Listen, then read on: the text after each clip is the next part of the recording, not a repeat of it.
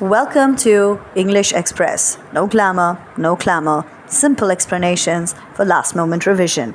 Today we shall be revising an elective English text, Act 1 of The Death of a Salesman.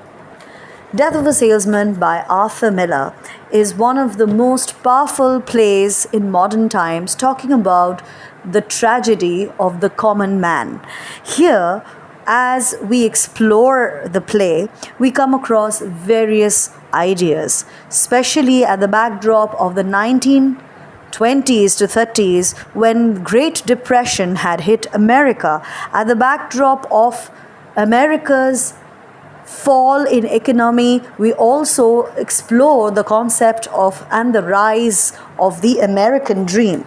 Before we go into Act 1, a close look at the major basic idea of the American dream. That dream of a land in which life should be better and richer and fuller for everyone, with opportunity for each according to the ability or achievement. As said by James Truslow Adams in 1931, in the book Epic of America, this idea or concept rather talks about the American dream, the concept of the larger than life. The key highlight of the American dream is that everybody, no matter where they come from, have equal access to opportunities as long as they are willing to work hard for it. It does not matter what class they are born into, but as long as they can create their own version of success in a society in which upward mobility is possible for everyone.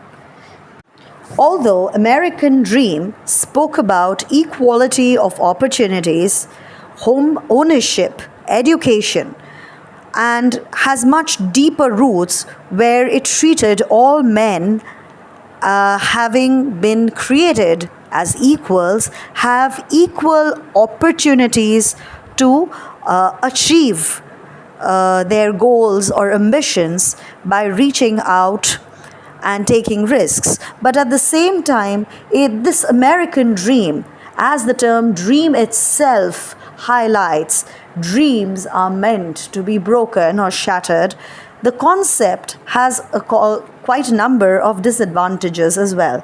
It leads to income inequality, and it also talks about the concept of attainability, where attainability becomes very less for someone who is not already born into a rich family.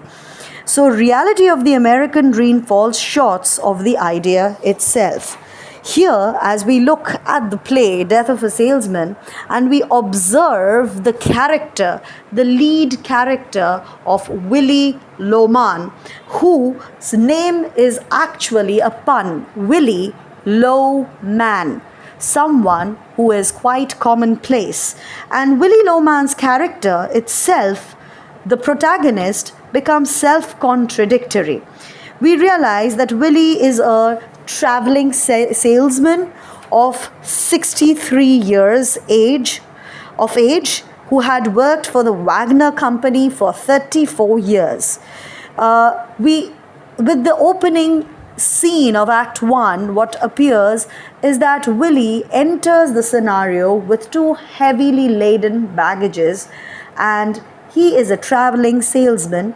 Okay, his shoulders are sagging down and he feels weak. He's not able to move. It seems as if the image of Willie is just a shadow in the appearance against the dim light setup, which highlights that Willie is indeed, though important, a figure or a protagonist for the readers to understand, but in the reality of life, he is just a nobody and a shadow, overburdened by the pressures of his life.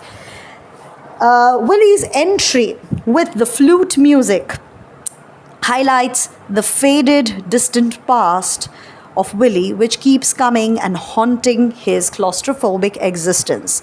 Willie lives in a house which is something which he wants to own.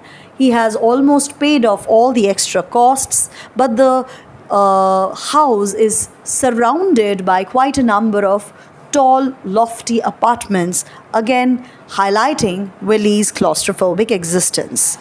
We also find that Willy Loman, who is makes his appearance throughout the play of throughout Act 1, is someone who is completely confused and baffled.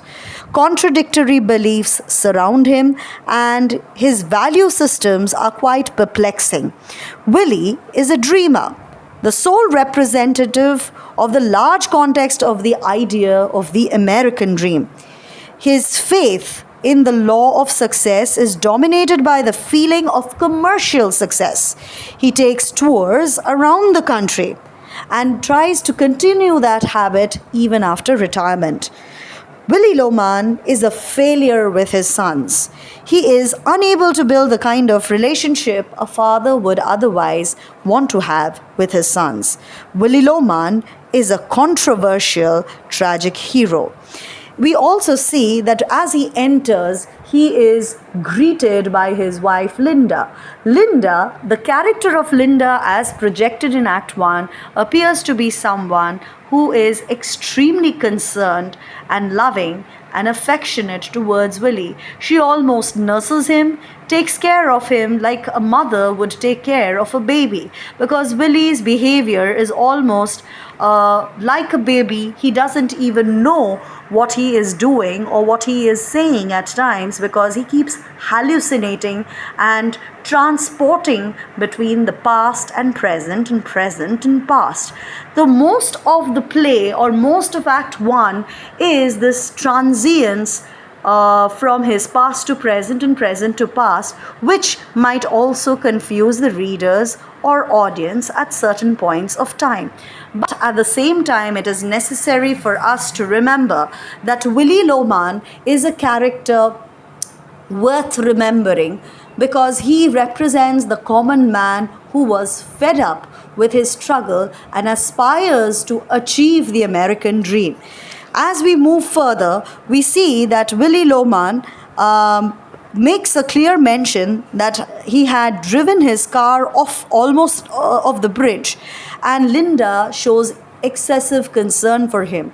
At one time, he treats his car as a piece of trash, and on the other side, he says that he had the best car that he could think of. This also brings out the point that Willy is quite disillusioned and never disillusioned. He is cut off from the reality, lives the life of his past, and much of the play moves from past to present and vice versa. The conversation between Linda and Willy is so striking and loud that it wakes up his two sons, who are apparently there at home at that point of time. They peer down and they see Willy, and both the sons get into a close discussion. We realize that Willy has this rift with his older son, Biff. And the reason for that being, probably as guessed in Act 1, is that Biff knew something quite some horrific reality about Willy from his past that had caused a rift between Biff and his father. Biff, the eldest son, is 34 years old, works in farms and ranches, and definitely is not the epitome of success that Willy defines.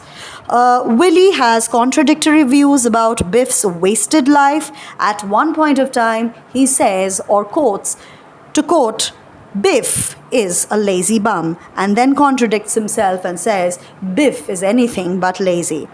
His other son or younger son, Happy, is a 32-year-old man who is quite confident and more successful, owns a steady job in New York, and he is fed up of the rat race and doesn't find it quite satisfactory. He wants to be an important man, and therefore he sleeps with the girlfriends and fiancés of his seniors, taking bribes to climb the ladder and wants to achieve the zenith of success by simply moving up the ladder from becoming an assistant to an assistant buyer in a department store. The fact that Biff and Happy engage in very lucid, loose conversations about women and girls and their childhood, and they talk too loosely about these ideas, shows that probably they are the alter ego of Willie himself, because Willie also played up with Linda's emotions unknowingly or knowingly. Linda, who is constantly very concerned and takes care of Biff, is probably or may be aware or may not be aware of Willie's extramarital affair, the hint of which is given in Act 1, where the woman's laughter is echoed through and through the play. This echo or this laughter of the woman, especially in Act 1, builds suspense and takes the readers to wonder what could the climax be. At the same time, we get a sneak peek into Willie's past, where we learn that Willie was probably cheating on his wife, having an infidelity towards Linda. Linda, trying to repair her old stockings, highlights the same idea, where she is trying to figure out her sexual relationship, her conjugal life is shattered, while Linda is solely the weaver of the relationship, while Willie falters badly in the situation. As we proceed, we learn that Biff, who is apparently working in a ranch, wants to move into a better life. Biff plans to speak to Bill Oliver, an old employer of Biff, for a loan to buy a ranch for himself. He wonders whether Bill Oliver still remembers the fact that Biff had once stolen a carton of basketballs when he would work in his store. This highlights that Biff's tendencies are that of a kleptomaniac, probably a concept which we can derive at because of Biff's insecurities in his past and his childhood. We also learn that Biff was a star player, a sportsman of true nature in his past as a kid who was very successful in his school and high school days. But at the same time, he is a nobody in the modern situation. As the play proceeds in Act 1, we also notice that Biff and Happy are awoken by the noise downstairs when the conversation between Willie and Linda goes on. They seem pretty disgusted and embarrassed by their father's nature of talking to himself and hallucinating. Linda snubs back and stands strongly, firmly supporting her husband, stating to Biff and Happy very clearly that you were not there when their father needed them the most. They never understood their father. Biff and Happy apologize. They want to make things better, but their reckless, careless attitude completely doesn't make them too interested in serving their father or interested in being obedient or loyal to their father. Linda is aware of Willie's weaknesses and his suicidal tendencies when she mentions the hose pipe that she had seen, and even Willie's tendencies to drive off the car, which Willie very clearly shoves off and dismisses as a fact that he's always in a trance when he is driving the car. The American dream, which Willie, Biff, and Happy aspire for, highlights the fact that how misleading an American dream could be. It is not meant for people who come from a working class society. It is meant for people who are already affluent. We learn about the injustices conferred upon Willie, conferred upon Biff in Act 2 as we proceed with the play. The laughter of the woman, for example, also stands as the symbol of the extramarital affair of Willie, which echoes and haunts Willie from time to time. Linda mending her stockings is symbolic of the fact that she is mending her sexual and personal relationship, which already has too many scars in it. We also find a very interesting mention of the following characters. One being the particular figure and character of Charlie. Charlie is kind of a very, not although a very important character, but at the same time, Charlie holds quite a lot of importance. Charlie is a lifelong acquaintance and neighbor of the Lomans, who has loaned money to Willie Loman since the latter was put on straight commission. Charlie is a good fellow and is a helpful neighbor, but never tries to make Willie feel awkward or out of place or bad, for the matter of fact. We also come across another character, which would be Howard Wagner, the son of the former owner of the Wagner Company. He now runs the company and is responsible for putting Willie Loman on straight commission. We are also introduced to the character of Uncle Ben or Ben Loman. Ben Loman serves as the older brother, successful man who appears in the dreams and illusions of Willie. This is exactly what Willie strived to be. Uncle Ben left home at the age of 17 and walked into the jungle and walked out at 21 as a rich man. He is an explorer, an adventurer. He belongs to the world of those people who know the cunning, shrewd way to earn or gain success in life, and believes in the concept of the quick rich formula.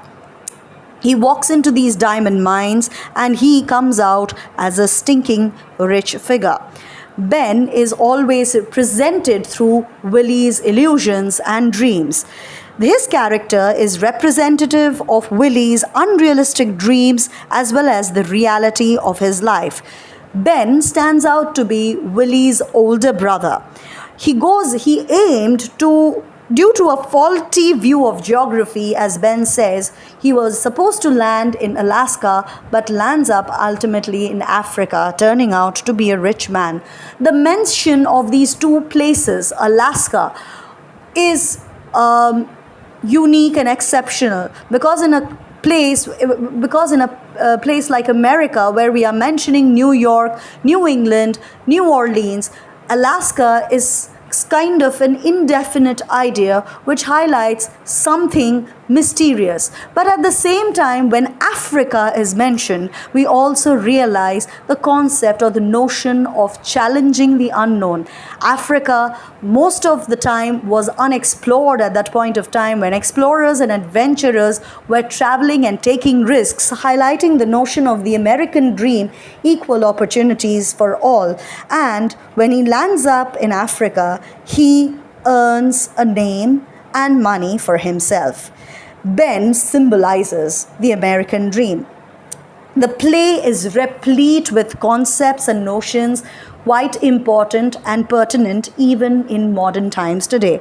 Willie's overburdening pressures, the bags, the apartment life highlights the claustrophobic, burdening pressures that curbs Willie's growth and he's unable to take in anymore. Or home ownership, the concept of American dream, is also represented very clearly by Miller in the play Death of a Salesman, where Willie has almost paid off all the costs but is still yearning to own something which he can call a home.